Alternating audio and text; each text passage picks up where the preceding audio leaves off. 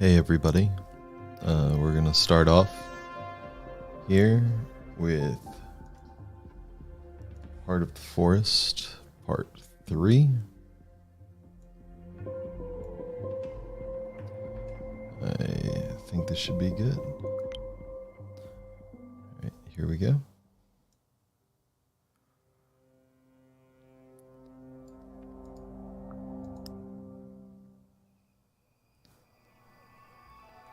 I couldn't get back to sleep.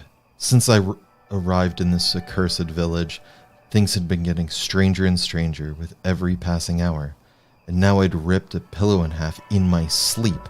Nothing about it was normal. I needed to talk it over with someone I trusted.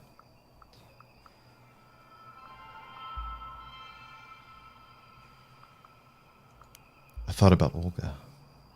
Olga was local and knew a lot about what was going on, and despite her brusque manner, she seemed to accept me. The sun had just set, and the moon wasn't up yet. I started walking. The forest loomed on the horizon. The activist camp was somewhere there. I soon ran into Anya. "Oh, Maya, it's good to see you," she said. "We need to talk." I was all ears. "I'm worried about you. Since we got here, you've looked distressed," she explained with a sigh. "I've asked about it, and it seems like you're associating with some dangerous people." "They know things about my family," I answered, "and I need that information."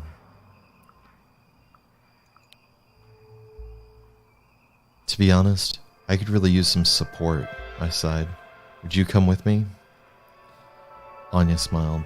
"Sure, sister," and we walked together.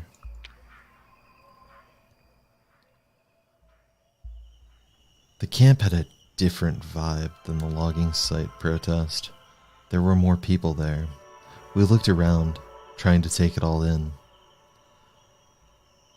"They are coming and coming." Anya laughed, excited. The people in the camp seemed quite cheerful. There were tents, and I could smell some bacon in the air. People were milling about, setting up camp, singing, preparing posters. It was a joint effort. My stomach growled. I was hungry. I looked around. I definitely needed to talk to someone about what was going on, about what I felt. I needed to see Olga. I came there looking for Olga, and I soon spotted her. "Well, hello again," she greeted me. "I didn't expect to see you here so soon. Actually," she gave me a long, hard look, "I didn't expect you to see you again at all."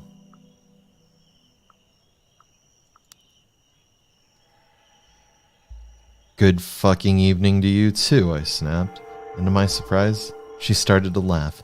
Her face softened. "What brings you here, kid?" she asked after a beat. "I'm angry," I said simply.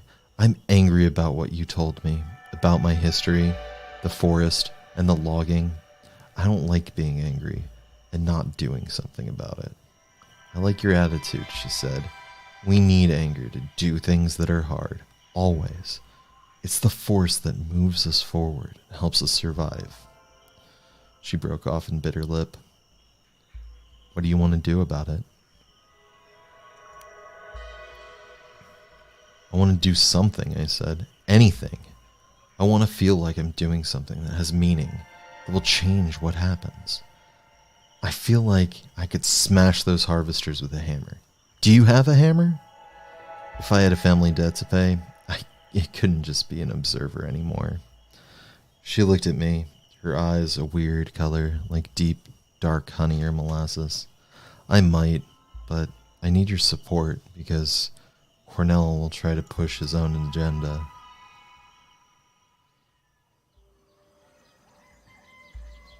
They all wanted to do something that night, but after a whole day's discussion, they were still divided on what to do. 3 for one option, 3 for the other. I had the deciding vote.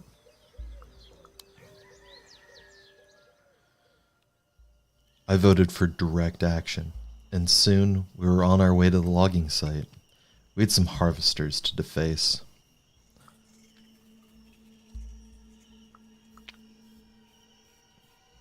coming with you, Anya shook her head when I tried to convince her to go home. That's what friends are for. We were just a group of dark silhouettes running through the night. The moon was hidden behind the clouds. I was glad about that, gracious for the shadows that were hiding us. Of course, I would have preferred a new moon, a total darkness, so that nobody saw us, but beggars can't be choosers. We soon reached the logging site, and I knew we were there only because I voted for direct action. I made a difference. Olga stood in the middle of the clearing, looking at the harvesters. She had a backpack on her shoulder. When she moved, I heard a metallic clatter coming from inside it. Let's get going, she said. She looked different in the dark. She seemed more angular, broader. Yeah, let's smash something, I agreed. Olga reached into her backpack. She tossed something my way. It wasn't a hammer, but a can of spray paint. Red. I just grinned at her. I glanced over my shoulder and saw Cornell staring at me. I hope you know what you're doing, he whispered. I let it slide. He looked at me as if he expected me to say something, but I didn't take the bait. Olga noticed the tension between us. People know that I'm right, she said, looking at Cornell straight in the eye. You should have noticed that the first time you came here. Your plan will destroy lives, he answered. Please, I said. We have work to do. The tension broke. Cornell shook his head and turned around. We sneaked on. Be careful and quiet, said Lisa. She also looked different. There was camo face paint on her broad cheekbones. There are some guards nearby. I'll take care of them. And that's when she left. The harvesters loomed in the night, now more than ever reminding me of some distorted, terrible creatures from a cheap horror movie. Their black cables glistened in the moonlight, and their stench clogged the air. I shook the can and let go the first blotch of paint. It landed on the side of a harvester. For a moment, I thought the machine shuddered, like I'd wounded it. Suddenly, I tensed up. It would see me. I shook the feeling off. Everything was sharp in the moonlight. My hands seemed to shine when I sprayed the machine with the precision of a future surgeon. It wasn't personal. It wasn't about me or the men who would come here tomorrow to find their equipment harmed, mutilated. It was about the forest.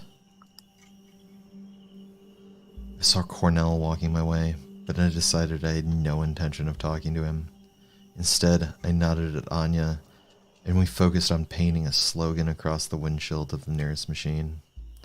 Would it hurt if we spread the message without risking jail? Murmured Cornell as he looked at the dripping letters. Eventually, our work for the night was done.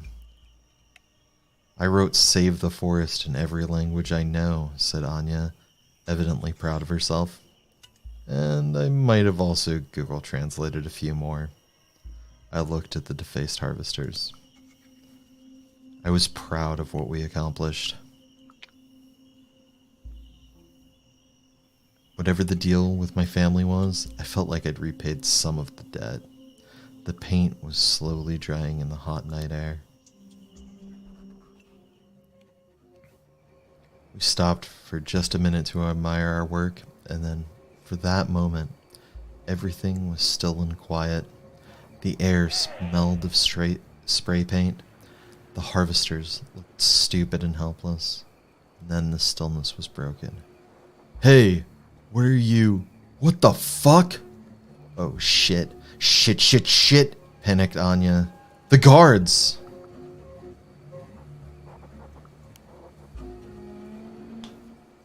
Cracked my knuckles. I took a few fast breaths and cracked my knuckles. I was ready. The guards were coming. There were 5 of them between the trees, 5 men, of course, pointing their flashlights around chaotically, getting angrier with every second. I looked at them, looked at the rest of my companions, and I rushed towards the guards. The clearing shattered like a broken window into sharp pieces, its edges cut clean by the rays of a flashlight swirling in the darkness. One piece, a shout, another silhouette leaping, a dodge, a grunt, a punch, a cry, curses in 3 different languages. My mind was crystal clear as I jumped from one piece to another. The man I'd hit stumbled, more surprised than hurt, and then lunged at me. I took a step back to gain momentum and hit him as hard as I could. I heard a crack when I hit his nose, and then there was a loud thud. A flashlight shone his way. Anya screamed and grabbed my arm. I saw blood. Blood on his head. Blood on the stone next to his head. Blood on the ground, dark and fresh. It was a fight, and in a fight, sometimes you get hurt. I turned away from the man to look for another target.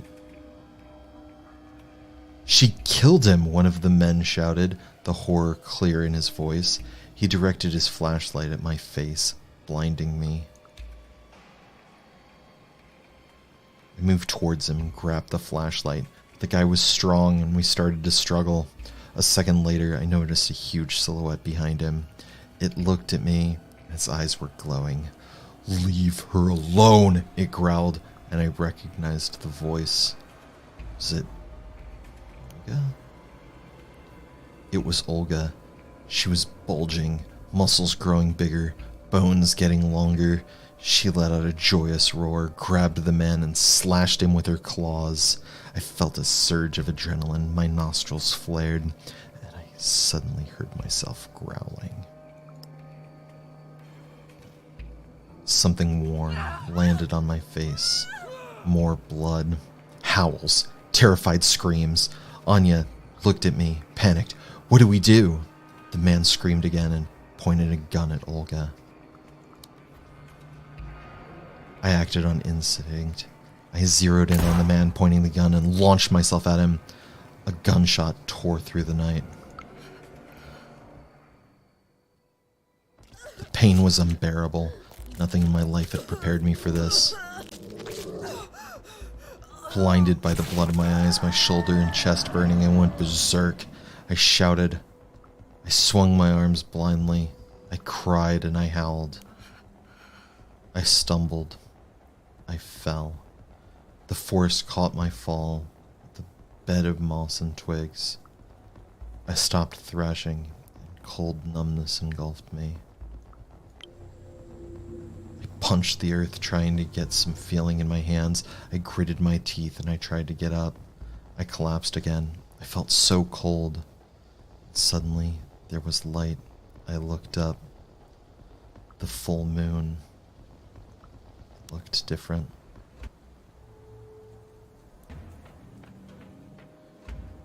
The moon was a goddess and she noticed me. "Get up," she said.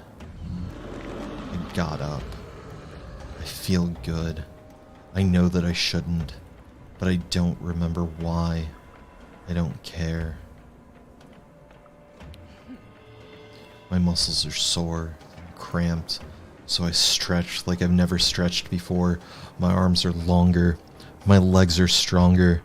My heart is pumping and I feel like I've spent my entire life packed into a box and I've finally been set free.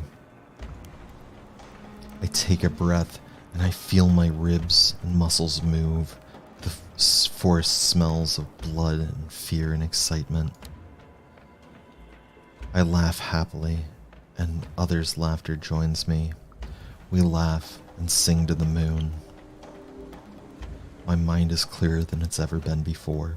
I see the world in sharp contrast of black and white, movement and stillness. I smell prey. I hear language in the hooting of owls, the whistling of the wind, the snarling of wolves. I am what I was born to be. Something touches my leg. There's a small, malformed creature sticking something sharp in the muscles of my thigh. The creature's no threat to me. Its presence is annoying. Its smell almost sends me reeling. I don't like being pricked.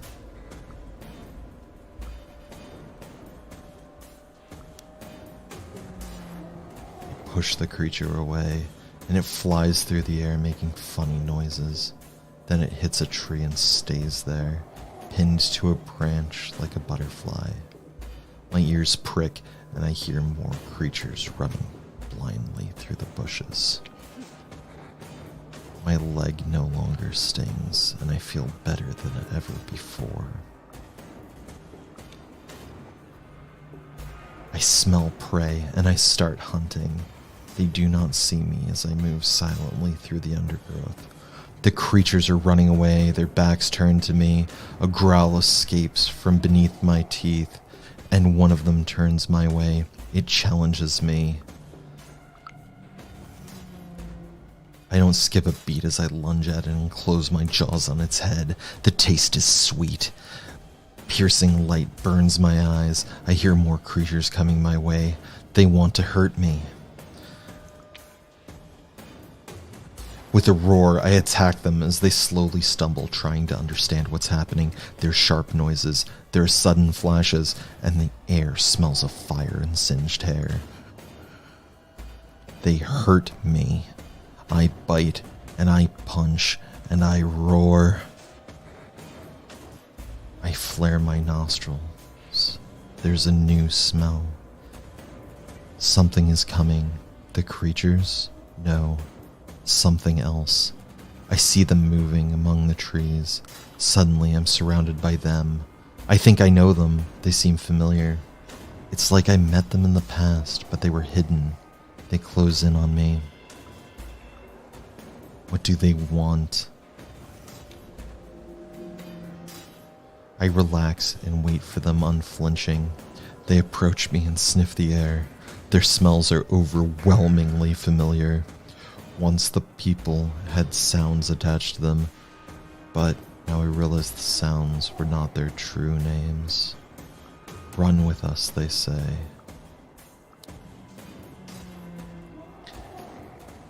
And we hunt together, and there is joy. There are no words to describe the thrill of being part of a pack and closing in on your prey and tearing it apart. Then I get lost, chasing something, only because it's escaping. I am alone in the heart of the forest.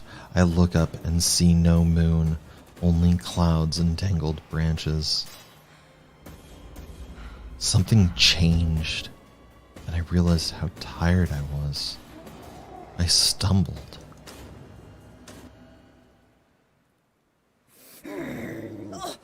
The night sky was full of stars. Confused, I opened my eyes. The forest around me was thick and dark. The tree trunks, wrapped tightly in dark-leaved ivy, were covered in ripples of lichen where the vines hadn't taken hold. The thorny, leafless bushes at their base were overrun with nettles. The fungi radiated with ghoulish, sickly green light. Dark, sponge-like mushrooms clung to the fallen trees. I took a deep breath and winced. There was a foul smell in the air. Suddenly, I realized it wasn't the forest that smelled so foul. It was me. I looked down and I saw my hands covered in a dark substance. I was naked. A sticky, glistening film of liquid was clinging to my skin. I could feel it on my face, in my hair. Blood. I felt something waking in my chest. A long, guttural scream. I remembered my dream and slowly lifted my eyes. Dead bodies were strewn around. There was a severed head right in front of me. The face was contorted, the eyes bulging, the mouth open, the tongue stuck out. It was obscene. I doubled over, retching. I recognized that face. It was one of the security guards, the one I'd argued with. It was my fault. No! I let out a long, blood-curdling scream. The night swallowed it. The bushes rustled, and a moment later I saw Olga coming from between the trees. She looked at me, at the head, at my face. She came closer and squatted beside me. "It's okay." She patted my shoulder. "You're a werewolf." I looked at her. I blinked.